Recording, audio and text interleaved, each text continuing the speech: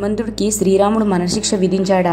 ఆ విషయం గురించి తెలుసుకుందాం. ఒకసారి అయోధ్యలో నారదుడు, వశిష్ఠుడు, విశ్వామిత్రుడు కలుసుకున్నారు. రామనామం కంటే రాముడు బలవంతుడని అనుకుంటూ దాని గురించి వాళ్ళు చర్చించుకున్నారు. రామనామం నిజంగా రాముడి కంటే బలంగా ఉందని నారద మహర్షి పేర్కొన్నాడు. దాన్ని నిరూపించాలని నిర్ణయించుకున్నాడు. హనుమంతుడు మిగిలిన ఋషులందరినీ గౌరవించేవాడు, ఒక విశ్వామిత్రుని తప్ప. దీంతో కోపోద్రిక్తుడైన విశ్వామిత్రుడు రాముడి వద్దకు వెళ్లి హనుమంతుడి క్షమించరాని ప్రవర్తనకు మరణశిక్ష విధించాలని కోరాడు. విశ్వామిత్రుడు రాముడికి గురువు, అందువల్ల ఆయన ఆదేశాలను రాముడు తిరస్కరించలేకపోయాడు. హనుమంతుడికి మరణశిక్ష విధించాడు. అయితే రాముని పట్ల అమితమైన ప్రేమ కలిగిన హనుమంతుడికి రాముడు తన ప్రాణాలను ఎందుకు తీసుకోవాలనుకుంటున్నాడో అస్సలు అర్థం కాలేదు. అయోమయంలో పడ్డాడు.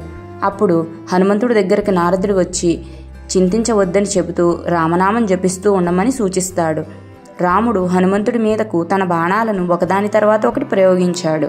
కానీ హనుమంతుడి శరీరం మీద ఒక్క గీత కూడా పడలేదు.